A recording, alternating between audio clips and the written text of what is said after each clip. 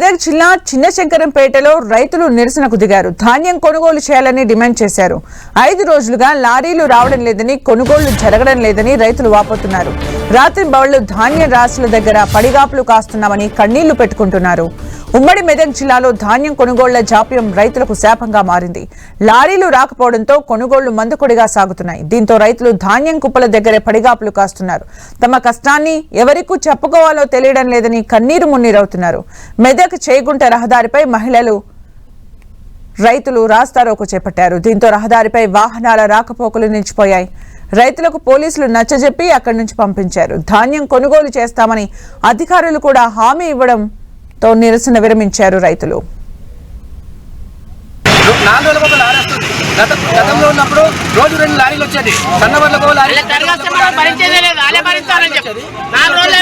నెల రోజులు ఎక్కువ ఒక్కొక్క ఎకరాకు వచ్చేసి 3,000 టాపర్లకి పడుతుంది. ఈ ఎండబెట్టి తరగతి ఒక్కొక్కరు 3-4 మ్యాచ్లు వస్తుంది. రైతులు పెట్టుకున్న ఒక్కొక్కరికి 30-40 బస్తాలు కూడా కావడం లేదు. దీనివల్ల చాలా ఇబ్బంది పడుతున్నారు. మధ్యలో అకాల వర్షాలు వచ్చి గాలులు వచ్చి రాత్రి తెల్లదాకా రైతులన్నీ మేల్కుంటే రైతులందరూ ఇబ్బంది పడుతున్నారు. చాలా ఇబ్బంది పడుతున్నారు. ఒక్క లారీ కూడా 4 రోజులకు ఒక లారీ రాకపోతే దాన్ని నష్టపరిహారం వస్తే ఎవరు భరించాలి? దాన్ని కాంట పెట్టకపోతేనేమో పెట్టలేమంటారు. కాంట పెట్టినాకనేమో లారీలు వస్తారు. రాకపోతేనేమో ధర్నా చేస్తేనేమో మేము ఉన్నాం తోలిస్తామని ఎస్ఐ అంటాడు, మన ఎంఆర్ఓ అంటాడు. చేసిన పోతే కూడా ఒక లారీ కూడా రాలే. ఇవాళ వచ్చింది ఒక లారీ.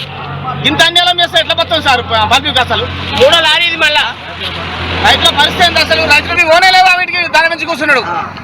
ఇట్లా వేస్తే రైతులు ఎట్లా పడతారు? నిన్ననే ఆత్మహత్య చేసుకుంటూ ఒక ఆయన వడ్లు పోతలేవని కొన్ని ఇతర కొట్లాడాయి. నిన్న ఇక్కడ మన అగ్రహారంలో ఊరేసుకుంటూ ఒక రైతు. ఇదే న్యాయమా ఇది?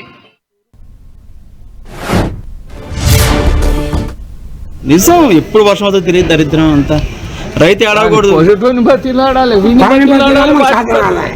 ఈడుకొచ్చి పరస్థలం పడ 3 రోజుల సంతి ఇందులో కరసాలు చెప్తుండే అని బడి వచ్చి నింపమని ఇప్పుడు ఎన్ని కష్టాలు మీరు అలిగితే బొవ్వ ఎవరు పెట్టారు? ఏరోప్లేన్ లో కూర్చున్నాడు కూడా మీరు పెట్టిన బొవ్వే.